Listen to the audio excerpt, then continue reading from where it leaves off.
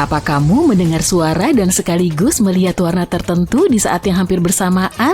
Kamu mungkin tergolong orang yang istimewa, yakni sekitar 4% dari populasi dunia yang dapat mengalami sinestesia. Kamu tidak sedang berhayal, sebuah studi baru menunjukkan bahwa sinestesia itu nyata dan ada pemindaian otak untuk membuktikannya. Ketika orang-orang yang mengalami sinestesia ini mendengar warna, hasil pemindaian menunjukkan bahwa bagian otak mereka yang berfungsi untuk melihat dan mendengar saling berkomunikasi. Karena sinestesia tampaknya bersifat genetik, beberapa peneliti memilih 3 keluarga yang memiliki fitur ini. Para ilmuwan itu kemudian meneliti DNA, membandingkan gen dari anggota keluarga yang memiliki sinestesia dengan yang tidak. Ilmuwan masih belum memiliki gambaran lengkap tentang fitur unik ini, tapi mereka berhasil mempersempitnya menjadi sekitar 37 kemungkinan gen. Terkadang setelah tidur siang dalam posisi yang tidak nyaman, kamu mungkin merasa lengan atau kakimu kesemutan atau mati rasa. Kamu akan berpikir bahwa itu semua berkaitan dengan sirkulasi darah yang buruk. Faktanya, itu mungkin disebabkan oleh hal yang disebut parestesia. Ini adalah saat tubuhmu mulai mengalami sensasi yang tidak biasa karena sarafmu tertekan atau terganggu. Parestesia bisa memberi sensasi apa saja, mulai dari sensasi terbakar hingga perasaan menjengkelkan seperti lengan atau kakimu yang tidak merespon sama sekali. Bahkan mungkin juga disertai rasa gatal atau rasa tertusuk-tusuk. Biasanya ini tidak akan memakan waktu lebih dari 30 menit. Goyangkan bagian tubuh yang terdampak dan prosesnya akan lebih cepat. Jika butuh waktu lebih lama dari itu atau jika kamu mengalami parestesia berulang tanpa alasan, sebaiknya periksakan dirimu ke dokter spesialis untuk memastikan semuanya baik-baik saja. Oh iya, kamu tahu apa yang perlu dicek juga? Coba cek apakah kamu sudah menyukai video ini dan berlangganan ke channel kami. Iya, cuma buat memastikan kamu gak kelewatan apapun. Biasanya kamu bahkan tidak memikirkan perutmu atau kandungan kimianya. Dapatkah kamu bayangkan jika suatu hari zat ini lenyap begitu saja? Zat ini mengandung asam klorida yang juga digunakan dalam pupuk, karet, dan baja. Kalau kamu menghirupnya, kamu akan mengalami masalah hidung dan pernapasan yang serius. Setiap kali kamu mengunyah sesuatu, perutmu mulai mengeluarkan cairan lambung. Cairan ini membantu karena dapat memecah protein, mengaktifkan pepsin, menyingkirkan bakteri yang mungkin telah kamu telan tanpa kamu sadari, dan memberi sinyal agar makananmu bergerak menuju pintu keluar. Tanpa asam, makanan hanya akan diam di sana, berubah menjadi tempat berkembang biak bakteri. Protein dan nutrisi tidak akan terserap, makan siang atau makan malammu mungkin akan mengalir begitu saja melalui sistem pencernaan dan kamu bisa saja membuang makanan yang tidak tercerna. Ada alasan kenapa luka akibat tersayat kertas sangat menyakitkan. Pertama, itu terjadi di ujung jarimu yang merupakan area yang sangat sensitif. Ini karena ujung jarimu penuh dengan reseptor dan itu seperti resepsionis di tubuhmu yang membantumu menentukan ukuran, bentuk, tekstur, dan suhu benda yang kamu sentuh. Ketika kamu tersayat kertas, reseptor ini langsung terpicu mengirimkan informasi yang tidak menyenangkan ke otak.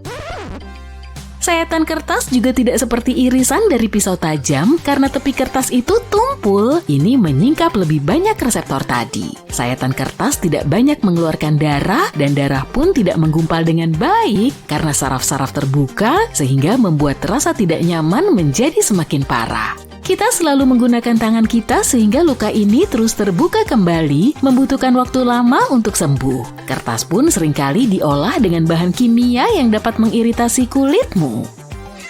Deja vu sepertinya muncul begitu saja. Kamu bukan penyihir dan kamu juga tidak berkomunikasi dengan siapapun dari dunia lain. Itu hanya otakmu yang malfungsi sejenak. Dan menurut para dokter, deja vu dialami ketika 2 bagian otak mengalami sedikit kesalahpahaman. 2 bagian otak ini terletak di setiap sisi tengkorakmu, tepat di atas pelipis. Kedua bagian otak ini seperti kartu memori otak yang membantumu mengingat hal-hal seperti lokasi atau wajah orang lain. Bagian otak ini bahkan menerjemahkan emosi dan memahami bahasa.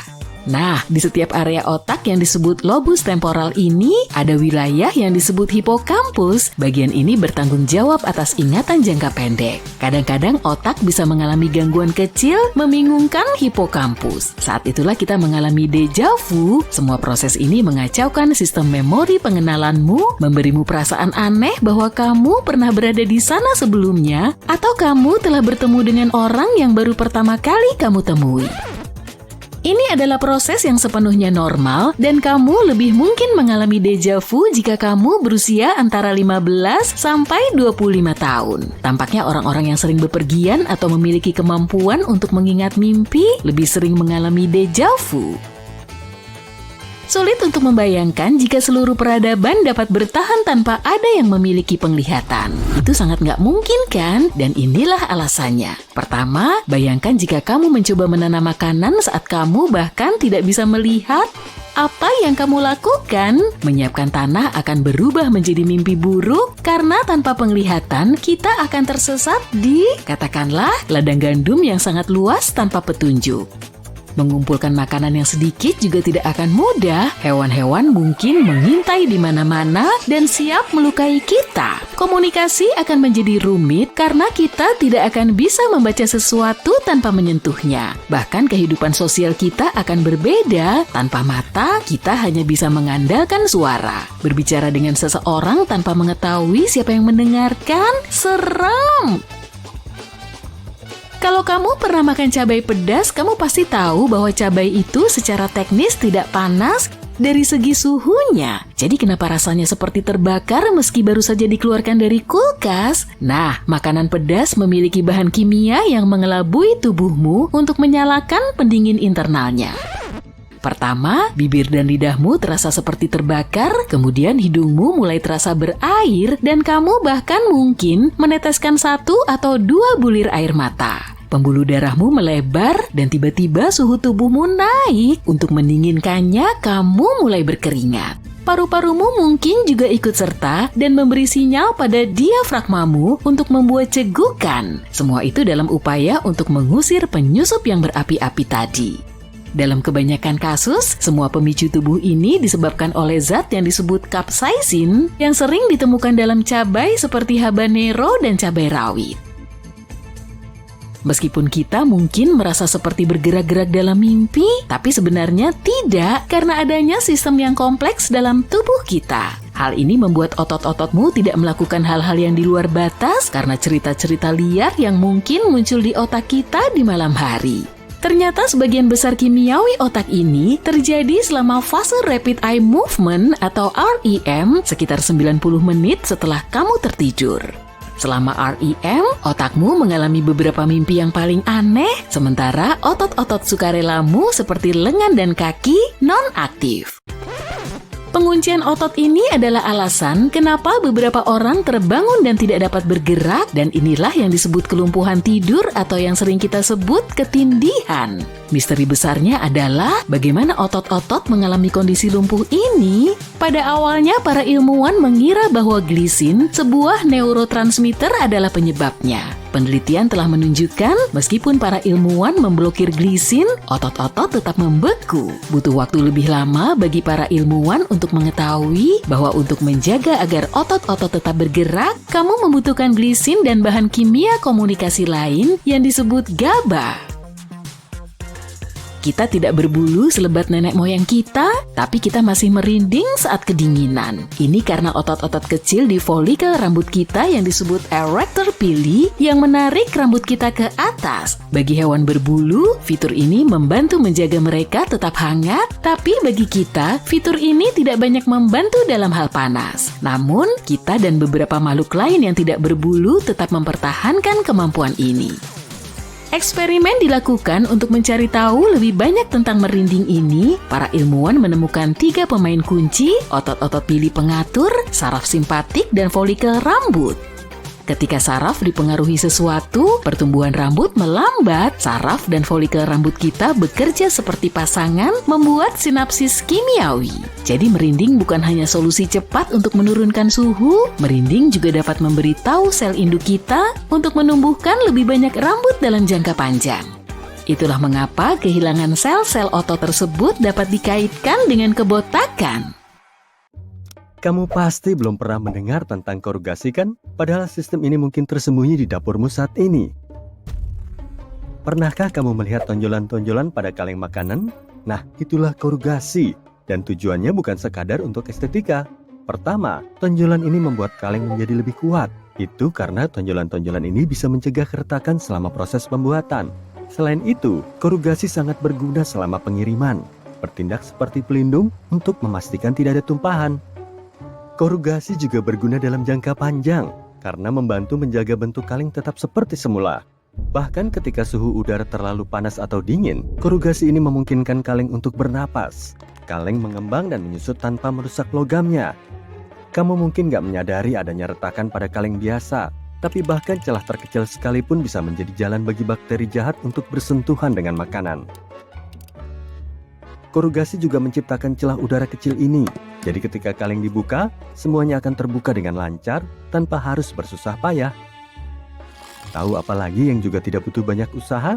Menekan tombol berlangganan dan menyukai video ini.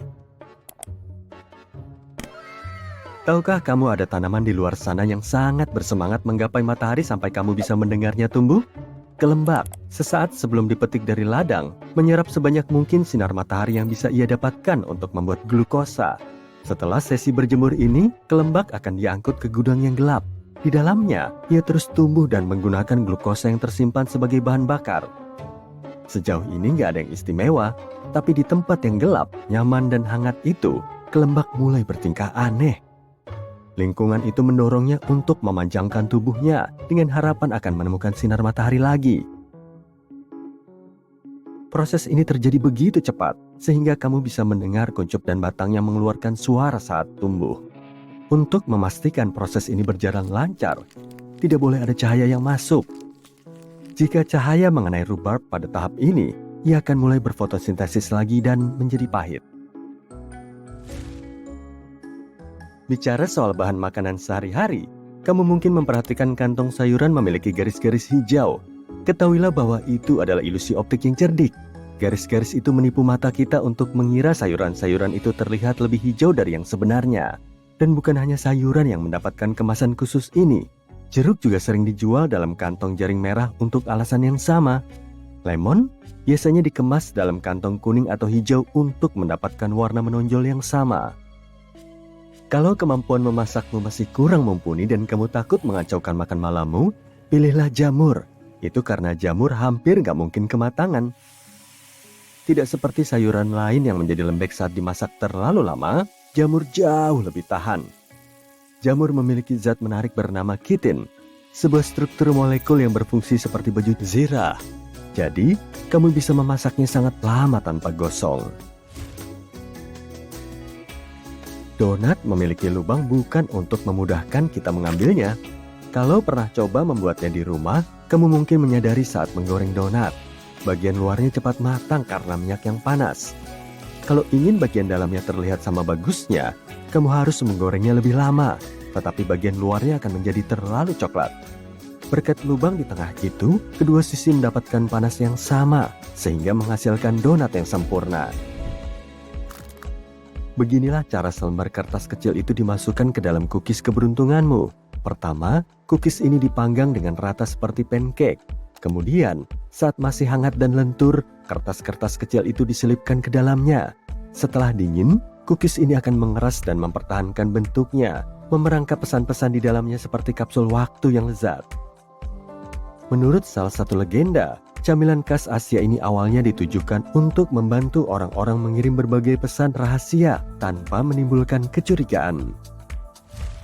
Berikut ini sedikit tips untuk saat kamu membeli makan siang di restoran cepat saji. Hindari kata ekstra saat kamu memesan. Saat mengucapkan kata tersebut, kamu memancing karyawan untuk menambah biaya. Sebagai gantinya, katakanlah tolong tambah sedikit lagi saat memesan semangkuk burrito. Menurut sebuah penelitian di Inggris, keju adalah makanan yang paling banyak dicuri di seluruh dunia. Menurut perkiraan, sekitar 4% dari seluruh keju hilang begitu saja dari toko-toko. Dan bukan tikus yang mencurinya, melainkan manusia. Kenapa? karena keju kini menjadi semakin berharga. Keju terus naik dan para pencuri yang licik ini menghasilkan uang dengan mudah hanya dengan mengambilnya dari rak. Tapi bukan hanya keju, barang-barang menarik lainnya yang masuk dalam daftar pencuri adalah daging segar, coklat, dan makanan laut. Ferrero, perusahaan di balik stopless Nutella yang lezat itu, butuh sekitar 25% dari seluruh kacang hazelnut di dunia setiap tahunnya. Jadi, bisa dibayangkan, 1 dari 4 kacang hazelnut akan berakhir di stopless coklat. Pabrik mendapatkan kacang ini dari Turki, Italia, dan Chili, memastikan pengirimannya dari belahan bumi utara dan selatan untuk menjaga kesegarannya. Dampak Nutella terhadap ekonomi bahkan lebih besar dari yang kita bayangkan. Karena permintaan ini, harga hazelnut melonjak tinggi. Pada tahun 2014, musim dingin merusak kacang hazelnut Turki. Pasokan berkurang setengahnya, dan harga menjadi semakin tinggi. Sekarang, bahkan tempat-tempat seperti New Jersey mencoba menanam kacang yang sesuai untuk Nutella ini. Ketika membayangkan seseorang mencoba menyelundupkan sesuatu keluar angkasa, yang pertama kali terbayang di benakmu pasti bukanlah sandwich. Tapi di tahun 1965, pada misi Gemini, astronot John Young membawa sandwich cornet ke dalam pesawat yang bertentangan dengan aturan NASA. Dia menyelipkannya di saku baju antariksanya sebelum meluncur. Sekitar 2 jam dalam perjalanan berdurasi 5 jam itu, dia menghadap komandan misi dan menawarkan makanan terlarang ini. Sang komandan dengan senang hati menerimanya dan mereka berbagi makanan lezat itu. Dia bahkan memasukkan sandwich yang belum habis ke dalam saku baju antariksanya untuk menghindari remah-remahnya mengotori pesawat luar angkasa. Sementara itu, makanan resmi yang disetujui NASA menunggu di sebuah kotak di dekatnya. Lobak tentunya bukan pilihan pertamamu dalam hal bahan salad, tapi lobak memiliki sejarah yang cukup menarik. Sepupu dari sawi, brokoli, kubis, dan kembang kol ini telah ditanam dan dimakan lebih lama dari yang kamu bayangkan, bahkan sebelum bangsa Romawi terkenal pada zaman Mesir kuno. Bahkan, lobak digunakan sebagai mata uang bagi orang-orang yang membangun piramida, bersama dengan bawang merah dan bawang putih. Kamu pasti mengira orang Inggris adalah jagonya dalam hal minum teh, tapi kamu salah. Faktanya Turki adalah ibu kota teh dunia. Setiap orang Turki minum rata-rata 1.300 cangkir teh setiap tahunnya. Pada hari-hari biasa, mereka menyeruput 3-5 cangkir. Tapi saat musim dingin tiba, mereka bisa meminumnya hingga 10 cangkir sehari. Penduduk setempat mengaku minum teh sudah menjadi kebiasaan sosial mereka. Teh lebih dari sekedar minuman hangat, melainkan sebuah alasan untuk duduk, menikmati suasana, dan terhubung dengan orang-orang terkasih. Dalam hal jenis, teh hitam lebih disukai. Mungkin ada minuman ajaib yang tersembunyi di kulkasmu. Itu adalah air tonik yang mungkin bisa bersinar dalam gelap. Kalau kamu penasaran, cobalah mengujinya dengan sinar ultraviolet. Rahasia di balik pendar cahaya ini cukup sederhana. Air tonik mengandung kina, zat kimia yang dapat menyala dalam kondisi tertentu. Kina digunakan pada masa lalu untuk mengobati masalah kesehatan tertentu. Rasanya sangat pahit, sehingga beberapa orang mulai mencampurnya dengan gula dan air soda. Sederhananya, suatu benda dapat bersinar karena menyerap energi cahaya, terisi energi, kemudian melepaskannya sebagai cahaya tampak. Kina dalam air tonik menyerap dan melepaskan energi, membuat minumanmu terlihat seperti berasal dari negeri dongeng. Ada kaitan yang menarik antara apa yang kita dengar dan apa yang kita rasakan. Para ilmuwan menyelidiki dan mendapati bahwa orang-orang di seluruh dunia menghubungkan suara-suara tertentu dengan rasa tertentu, dan mereka menyebutnya korespondensi lintas modal. Suara bernada tinggi cocok dengan rasa manis dan asam, sementara suara yang lebih rendah dan menggelegar cocok dengan rasa pahit. Untuk staccato, bayangkan sensasi renyah, dan jika halus dan mengalir, bayangkan sensasi lembut. Bahkan ada yang menemukan musik yang dapat meningkatkan rasa coklat. Dalam penelitian ini, ketika seseorang mendengarkan musik manis bernada tinggi saat makan coklat, ia akan merasa coklatnya lebih manis dibandingkan ketika mendengar musik bernada rendah dan sumbang. Kalau kamu mencium bau amis di rumah dan itu bukan dari makan malam salmonmu yang lezat, maka inilah saatnya untuk memeriksa peralatan listrik. Bau busuk itu bisa berarti kabel kusut, pemutus arus rusak, atau sirkuit kelebihan beban. Dan aku beritahu ya, kabel-kabel yang dilapisi plastik itu mengeluarkan bau yang lebih buruk daripada roti lapis tuna yang dijemur di bawah sinar matahari. Jadi, jangan sampai kamu nggak tahu apa-apa dan periksakan sistem kelistrikanmu secepatnya. Kalau kamu mencium bau telur busuk di rumahmu, segera hubungi tukang ledeng. Alasan yang paling jelas adalah masalah saluran pembuangan dan saluran air seperti kontaminasi. Tapi bau seperti itu juga bisa dihasilkan kalau kamu punya masalah dengan pemanas air. Masalah lain yang mungkin terjadi adalah kebocoran gas. Produsen menambahkan beberapa bahan kimia berbau nggak sedap ke dalam gas alam agar orang bisa menyadari kebocoran gas sekecil apapun saat itu juga. Yang satu ini mungkin nggak semudah menemukan unicorn di Central Park, tapi tetap penting untuk diketahui. Pernahkah kamu mencium bau yang aneh sebelum kompormu menyala? Itu adalah bau karbon monoksida, dan aku beritahu ya, ini nggak main-main. Gas licik ini bisa sangat berbahaya kalau dihirup terlalu banyak, dan bagian terburuknya adalah gas ini sama sekali nggak berbau dan nggak berasa. Aroma aneh yang kamu cium, itu sebenarnya ditambahkan ke dalam gas untuk memberitahumu bahaya sedang mengintai. Jadi, lain kali kalau kamu mencium aroma aneh dari kompor, jangan langsung menganggapnya sebagai sisa lasanya semalam. Gak jarang kita menemukan jamur di rumah kita dimanapun air ada dan terperangkap, seperti kebocoran yang gak diketahui di dinding. Jamur spora bisa tumbuh sebagai akibat dari bercak lembab ini dan bisa menyebabkan masalah kesehatan yang cukup serius. Kutu busuk sangat menyukai sepatu. Ya, mereka senang bersembunyi di dalamnya, tapi hanya kalau kondisinya tepat. Jadi, kalau kamu punya sepasang sepatu yang hampir nggak pernah kamu pakai, waspadalah. Kutu busuk mungkin saja meringkuk di sana untuk tidur siang yang nyaman. Tapi jangan khawatir, ada trik untuk menjauhkan serangga-serangga itu dari sepatu. Sepatu kulit agak terlalu mulus untuk kutu busuk merayap, jadi kecil kemungkinannya untuk bersembunyi di dalamnya. Sebaliknya, sepatu atletik seperti taman bermain bagi kutu busuk. Semua tekstur dan pola yang menarik membuat tempat persembunyian yang sempurna. Jadi kalau kamu ingin menjauhkan kutu busuk dari sepatu, pakailah secara teratur. Perayap menyeramkan itu nggak suka apapun yang bergerak atau sering diganggu. Dan siapa tahu, kamu bahkan mungkin akan menggencet beberapa dari mereka dalam prosesnya. Ini adalah situasi yang sama-sama menguntungkan. Jadi silakan saja, kenakan sepatu itu dan tunjukkan pada kutu busuk itu siapa yang berkuasa. Kakimu dan kewarasanmu akan berterima kasih untuk itu. Kalau lubang hidungmu diserang oleh bau yang nggak sedap, mungkin ini saatnya untuk memeriksa kasurmu. Penelitian ilmiah terbaru mengungkapkan kasur berusia 7 tahun bisa menyimpan lebih banyak bakteri daripada film fiksi ilmiah yang berlatar luar angkasa. Lebih dari 16 juta unit pembentuk koloni per sentimeter persegi.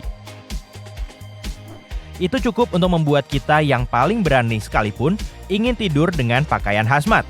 Tapi jangan takut, karena ada solusi untuk masalah yang menjijikan ini.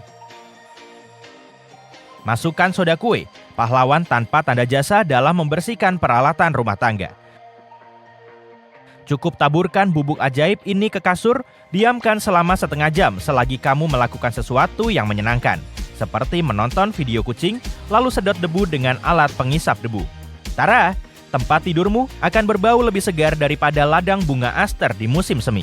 Jadi jangan biarkan bakteri-bakteri jahat itu menguasaimu. Dan siapa tahu, mungkin kasurmu yang baru saja disegarkan akan menginspirasi beberapa mimpi indah, atau setidaknya menjauhkan mimpi buruk. Pernahkah kamu menyadari handukmu berbau seperti ketiak monster rawa? Ya, itu karena kamu telah menggunakannya terlalu lama. Jangan menjadi penimbun bakteri, gantilah handukmu setelah 3 kali pemakaian. Dan kalau kamu benar-benar ingin mengusir kuman-kuman bau itu, tambahkan sedikit soda kue sesekali. Hidungmu dan kalau kamu berbagi apartemen, teman sekamarmu pasti akan berterima kasih. Kalau kamar mandimu berbau seperti rawa, bisa jadi itu karena air yang tergenang atau residu kotor di saluran pembuangan. Jangan khawatir, kalau tukang ledeng nggak bisa datang sampai besok, kamu bisa mengatasi baunya dengan menambahkan beberapa tetes minyak esensial favoritmu ke dalam gulungan tisu toilet. Ini nggak akan menyelesaikan masalah, tapi setidaknya kamu nggak akan merasa seperti tercekik. Sekarang ke sikat toilet yang bau. Teteskan deterjen beraroma langsung ke dalam wadahnya atau buatlah wangian DIY sendiri dengan air suling dan minyak esensial. Ini akan menyingkirkan bakteri dan minyak esensial akan menyembunyikan bau tak sedap. Pastikan kamu nggak alergi terhadap minyak yang kamu pilih. Pindah ke mesin pencuci piring. Tahukah kamu bahwa jamur bisa tumbuh di sana? Menjijikan kan? Jalankan siklus panas kering tanpa piring, tapi dengan cuka sebagai gantinya. Pastikan untuk membilas semua bagian dalam termasuk filter dan panel. Dan kalau keranjang peralatan makanmu terlihat sedikit berjamur, rendam dalam deterjen antibakteri yang diencerkan sebelum membilasnya secara menyeluruh. Sekarang, yuk bahas bunyi-bunyian aneh di rumahmu. Bunyi klik dan ketukan di musim dingin atau musim gugur bisa jadi berasal dari pemanas atau radiator. Kalau ada uap yang terkondensasi yang terjebak dalam sistem, cobalah mengosongkan radiator. Dan kalau kamu mendengar suara menggelegak, bisa jadi ada kebocoran air atau endapan di pemanas air. Matikan air utama dan dengarkan. Kalau suara berhenti, hubungi tukang ledeng. Kalau enggak, cobalah menguras tangki. Kalau kamu pindah ke rumah baru, periksa dinding dan langit-langit untuk mencari tanda bahaya. Cat baru bisa saja menyembunyikan sesuatu, jadi tanyakan kepada pemiliknya apa yang terjadi. Dan jauhi langit-langit popcorn. Gak hanya jelek, tapi itu juga mengandung asbes. Asbes itu seperti semangkuk sup alfabet. Asbes terdiri dari semua serat kristal yang sulit diucapkan. Krisotil, antopilit, termolit, krosidolit, aktinolit, dan amosit. Tapi jangan biarkan nama-nama anehnya menipumu ya. Asbes adalah salah satu bahan yang tangguh. Asbes bisa menahan suhu tinggi, bahan kimia, dan bahkan listrik. Gak heran kalau asbes merupakan bahan bangunan yang populer di masa lalu. Asbes seperti ninja yang licik, bisa terurai menjadi serat-serat kecil yang sangat kecil sampai bisa melayang-layang di udara selama berhari-hari.